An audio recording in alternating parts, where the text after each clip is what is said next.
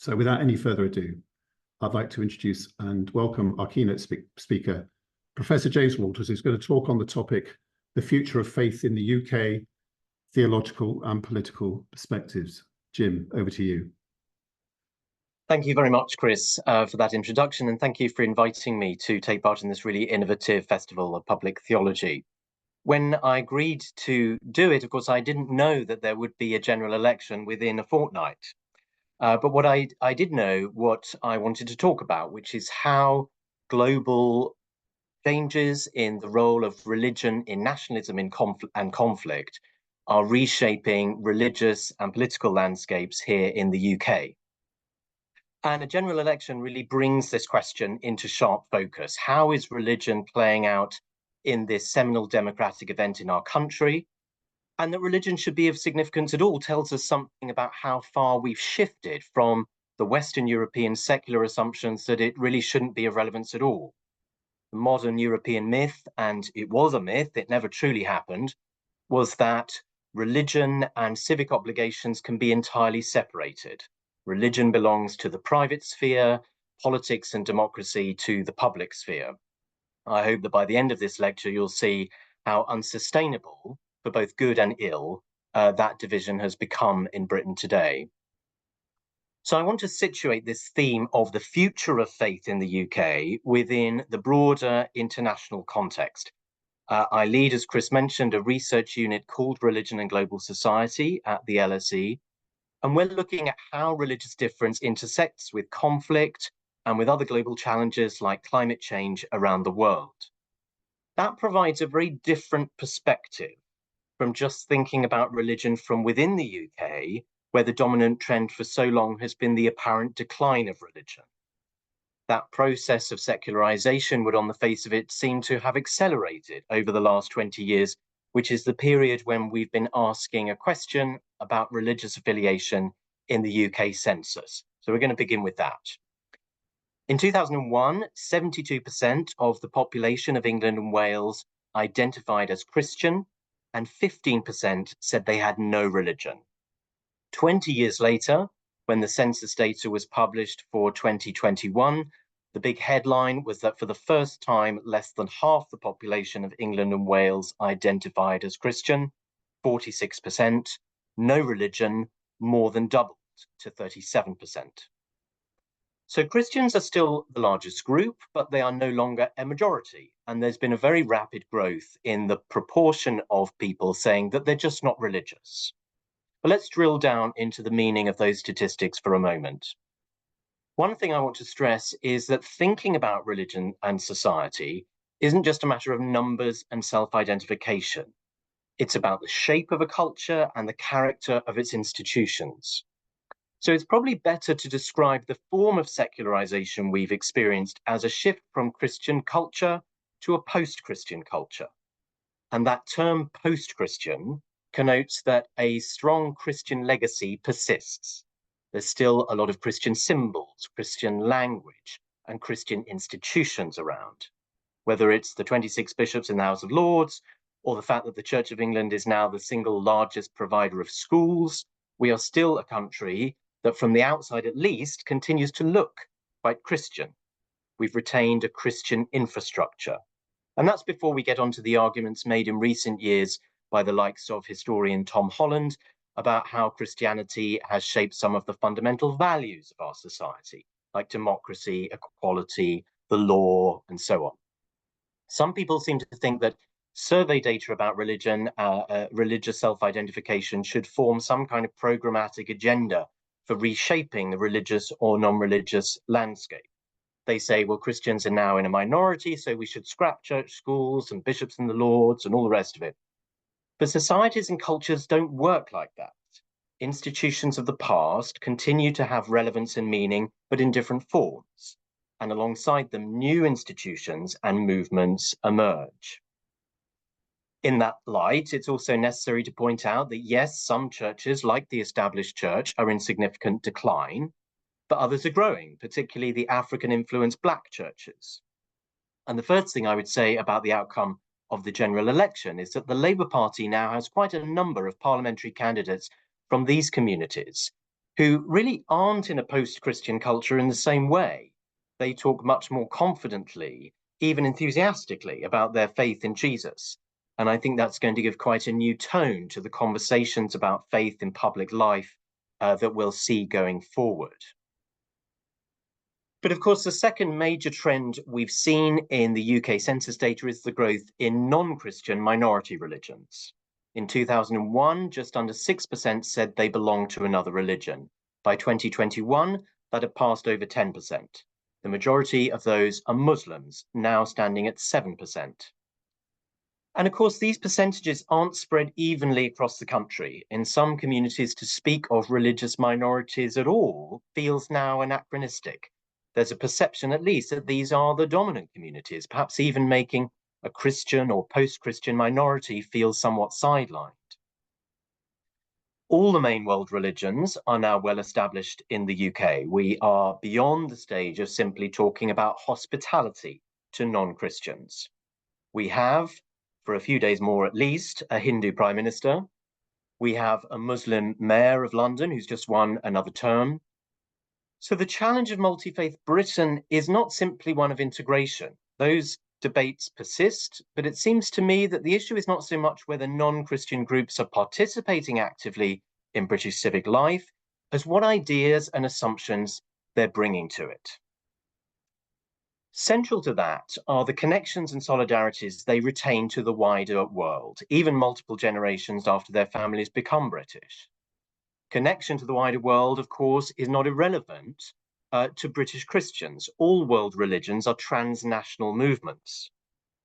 But the reforming of the Church of England into a national church by Henry VIII was in many ways an attempt to ring-fence religion in England from its connections overseas.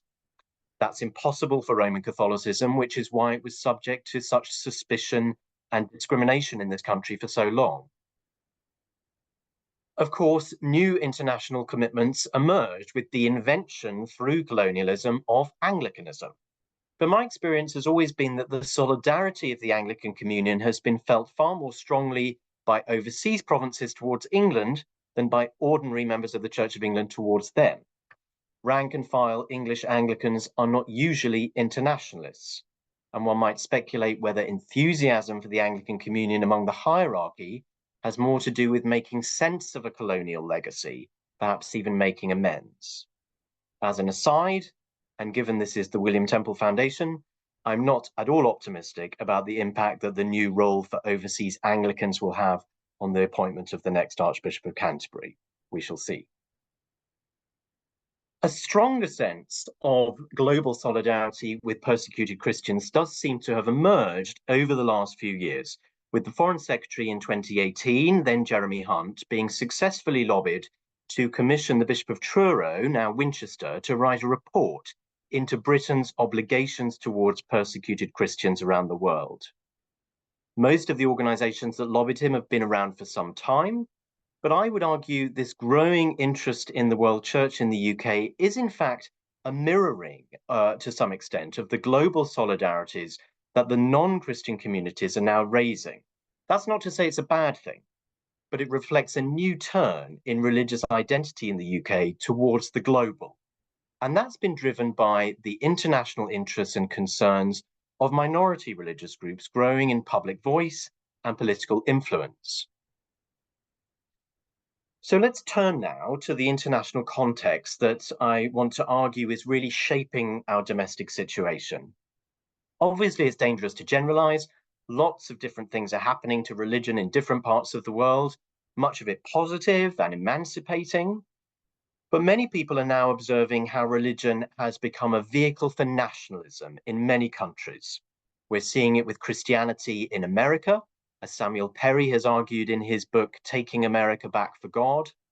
We're seeing it in Russia, where the Russian Orthodox Church, formerly suppressed under communism, is now emboldened by a Holy Russia philosophy that sees Putin as a savior of Christianity from the decadent West.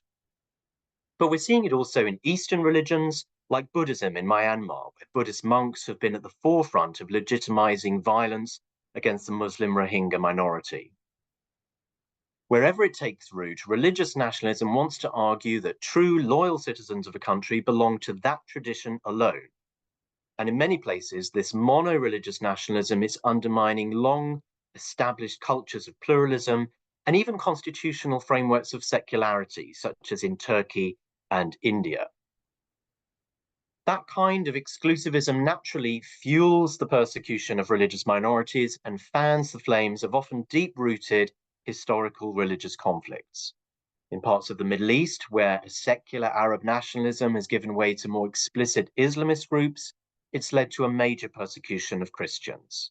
In much of Africa, it's rekindled long-standing tribal conflicts along religious lines. But I want to suggest that there are two major religious contestations whose ripples are felt all around the world, and for historical reasons, are particularly felt here in the UK. And those are the Israel-Palestine conflict and the religious fragmentation of the Indian subcontinent. So we're going to take each of these two in turn and see how they're impacting community relations and politics here in the UK. The last 9 months have probably made it obvious to everyone how divisive the Israel-Palestine conflict can be in British communities.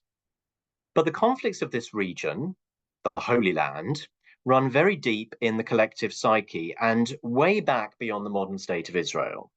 It was the epicenter, of course, of the Crusades, which lurks not very far beneath the surface of the Christian-Muslim tension that is playing out right across Europe, including here in the UK. Far-right groups like Britain First have followed others across Europe in taking up imagery and rhetoric from the Crusader period to justify and reinforce its own war on Islam. This seems particularly present on social media, including those tweets that Hope Not Hate allege were shared by the likely new owner of The Telegraph, Sir Paul Marshall. And if we have an emergent religious nationalism here in the UK, it's along those lines. And in some sections of the Muslim community, British decisions from the colonial era, such as the Balfour Declaration paving the way for the new state of Israel in 1917, merely builds on Western Christian disregard for the Islamic claim to Jerusalem and the whole region, which goes back to the Crusades. But of course, it's since the creation of the modern state of Israel in 1948 that deep hostility between Islam and Judaism has emerged. It was arguably very limited prior to this period, with Muslims and Jews feeling some shared sense of solidarity in opposition to the Christian West. Following the war in 1948 and the ongoing tensions with Arab countries, anti-Semitism took root in popular literature connected with the growing Islamist movements, such as the Muslim Brotherhood and the Shia groups that became the Islamic Revolutionary Guard in Iran. The attacks of 7th of October and the subsequent Gaza war have brought all this into sharp relief on my own university campus and in virtually every community. There have certainly been noble attempts on both sides to separate out the labels of Jewish and Muslim from Israel supporting and Palestine supporting, but in reality, this is impossible. The state of Israel is bound up profoundly with Jewish identity, both for historic biblical reasons and because of the still very raw emotions of the Holocaust and the need for a safe country for Jewish people. Most people are more surprised at the fusions of the Palestinian cause with Islam. There are multiple reasons, but a significant one is the Al-Aqsa Mosque, built on the site of the Second Temple that the Romans destroyed in AD 70, which is Islam's third holiest site, and in fact the original direction of prayer before Mecca. Of course, Muslim solidarity with Palestinians is also motivated by the deep sense of injustice that so many people were uprooted from their homes in an Islamic land in 1948 and continuously to this day. We're all aware that this is of relevance to the general election. The accusation of anti-Semitism was one of the issues on which the Conservatives found considerable leverage over the Labour Party at the last election in 2019. And that's why Sir Keir Starmer has been so unwilling to criticise Israel or describe what's happening in Gaza as genocide. Consequently, Starmer seems to be deliberately letting go of a section of the Muslim vote in favour of a centre ground, who, as I've said, are perhaps inclined towards some Islamophobic prejudice. Baroness Farsi talked about Islamophobia passing the dinner party test. It remains in polite circles an acceptable prejudice. And that's a vote that the Tories seem to be courting, as they have made little effort to ingratiate themselves with the Muslim community in recent months, prescribing Hizb ut-Tahrir, branding pro-Palestine demonstrations as hate marches, and continuing to refuse to engage with the Muslim Council of Britain. This situation concerns me a lot. The British Muslim population is large and growing and very young. And for such a large section of the population to feel disenfranchised and distrusted is dangerous for the cohesion and stability of the nation. The Israel-Palestine conflict in many ways overlaps with the other big global interreligious contestation that we're dealing with, which is the Indian subcontinent. That is the region that the majority of British Muslims are from, and in addition to the strong solidarity with Palestinians that most Muslims feel worldwide, I detect a particular identification with a sense of post-colonial grievance. Indian, Pakistani, and Bangladeshi Muslims feel that, like the Balfour Declaration, decisions were made in London that have sold their community short. In this instance, the partition of India, which has left Muslims as a now increasingly marginalized minority in a majority Hindu state. Under its constitution, India was required to treat citizens of all religions equally. But over the decades since independence, we've seen the ascendancy of the BJP, the Hindu Nationalist Party, which states quite explicitly that India is fundamentally a Hindu nation, treating Muslim, Sikh, and Christian minorities with suspicion. They have been the ruling party since 2014 under the leadership of Narendra Modi, although you will have seen his authority was significantly dented in last month's elections. So how is this conflict playing out in the UK? Well, you may remember the riots that took place in Leicester in the summer of 2022, which were sparked initially by an India-Pakistan cricket match. This and other events have raised questions about the activities of Hindu nationalist groups in the UK alongside Islamist groups. But there has perhaps been an even greater spotlight on activities in the Sikh community. The religious polarization of India has led to renewed calls for the creation of a separatist state for Sikhs known as Khalistan in the Punjab, where this religion originated. You may remember Canada accused the Indian government of assassinating one such activist on their soil last year. But the extent of the Khalistan movement in the UK is contested. Last year, Colin Bloom published his long-awaited report for the government into religion in British public life. It covered a huge range of issues, and many were surprised at the amount of coverage given to the discussion of Sikh extremism. As a comparison, a page and a half was given over to Islamic extremism, half a page to Hindu nationalism, and over 11 sides to Sikh extremism. There is undoubtedly a problem, and there was some press coverage a few years ago of disruption to interfaith weddings by Sikh extremists. But there appears to have been a disproportionate focus, and one respected Sikh academic has pointed out that this report emerged from the British government at a time when, post-Brexit and with relations cooling with China, there's been a desperate desire to strike a trade deal with India.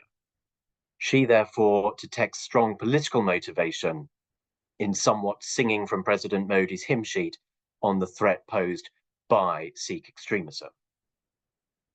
That brings us back to the election and how these issues may play out at the ballot box. The leader of the Conservative Party is obviously a Hindu, and while I wouldn't accuse him personally of Islamophobia, Hindu support does seem to map onto the anti-Muslim affinity that we discussed earlier. And the British Sikh report last year indicated that 43% of Sikhs intend to vote Labour. That's more than double those voting Conservative. So we've got some fairly clear fault lines that have emerged along party lines which loosely map onto global interreligious tensions. That's just sketched out very briefly how these two regions of interreligious conflict are playing out in British communities today. And at this point, I really want to stress that I don't want to paint too negative a picture. I also think that the UK has some of the strongest interfaith networks and institutions in the world. And I travel around a lot and see what they're like. But religion is becoming a more politicized and divisive aspect of people's identities. And we can't escape the implications of that here in the UK. Indeed, we need to move beyond some of our assumptions about religion as largely private and benign in order to respond to these challenges. And that includes those of us who practice faith, but still think of it in quite a local and depoliticized way. Well, I'm conscious that I've been asked to give you theological as well as political perspectives on the future of religion in the UK, and so far it's been mostly politics. So I want to highlight two theological considerations that I think we have to hold in mind to navigate these times of more strained community relations. The first is that we need a good theology of the state. William Temple, of course, had a lot of confidence in a state that could act in a morally responsible way, drawing Christian principles into what he called middle axioms to shape the moral character of state sovereignty. As Chris mentioned, he's credited with coining the phrase welfare state in opposition to the kind of authoritarian state that he saw on the rise in mid-20th century mainland Europe. Recent critiques of Temple have usually criticized him for being too optimistic about the state and too compromising of the integrity of Christian discourse and community. Post-colonial critiques will say he was too naive or too forgiving about what the British state was doing in its colonies. He had an English idealist view of the empire as the outworking of God's providential spirit in a way that we today find uncomfortable, even repugnant. Others argue that in these middle axioms, Temple essentially secularized Christianity and transferred attributes that ought to belong to Christ's body, the church, to the nation state. And so in reaction, we've seen a rise in more confident understandings of the Christian community as one in opposition to the state in a manner perhaps more reflective of the early church. Quite a lot of theologies that begin from the assumption that it was all downhill from the conversion of Constantine. And there's been some value in these, and they've reinvigorated Christian political theology, but I feel that they are inclined towards a certain kind of Christian sectarianism and not necessarily very helpful in considering these interreligious questions. But Temple is influenced by another strand of thought, which I think is quite useful to us. In his philosophical work, Mens Creatrix, he references the work of Mirfield monk John Neville Figgis, who is a key figure in English pluralism. This is a way of thinking about the state that rejects the idea that we're all merely individual citizens under a hegemonic authority and recognizes that our citizenship is also made up of different associations, including religious groups. The state provides an overarching legal framework, but allows freedom to build different identities in community. In response to the perceived crisis of multiculturalism, Rowan Williams adapted this idea when he spoke of a permeable pluralism, an organic culture of engagement across civil society, including interfaith engagement, so that no faith groups get stuck in a ghetto or feel disenfranchised. Figgis summarized this account of the state as a community of communities. And it's interesting where that phrase crops up now. King Charles used it when he addressed faith leaders after the death of the late Queen. This may sound like political theory, but it's also theology. because following Carl Schmitt, we know that when we speak of state sovereignty, notions of divine sovereignty are at work. Figgis points towards a God who is more immanent, more dynamic, shaping the life and culture of the polis across its diversity. And this points to the second area of theological concern, which is how we, as Christians, for those of us here who are Christian, approach other religions. There's no time to explore this in detail now, and I think a lot of very creative work has been done in recent years.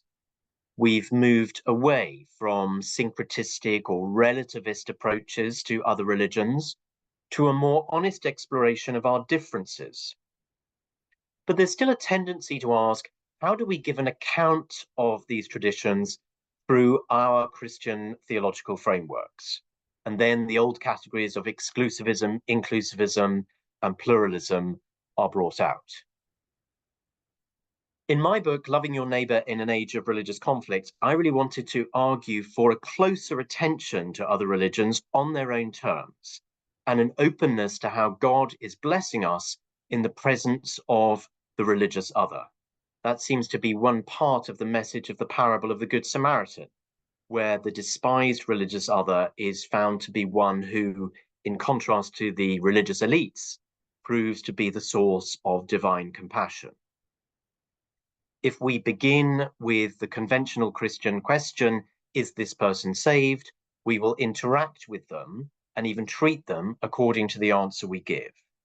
I think we would do better to look at people who are different from ourselves with what Iris Murdoch calls a just and loving attention, to see how God speaks to us, even blesses us through them, and leave the question of their salvation to God. So what is the future of faith in the UK? Well, the first conclusion is that despite what a lot of secular-minded people continue to think, there will be a lot of faith in the future of the UK. But as a religious person, I'm not triumphalist about that, because as I look around the world, I'm alarmed at how much religion is being caught up in these new nationalisms and renewed conflicts. The UK won't remain immune to that, as we're already seeing. So we've got a job of work to do in building a state in which plural religious communities can flourish and contribute to the common good in the amazing ways that they do every day, without being drawn into these globally determined conflicts. And we need an account of religious difference that pushes back against prejudice and fear to see each other as a blessing. That's all I'll say for now, Chris, and I really look forward to the responses and the discussion.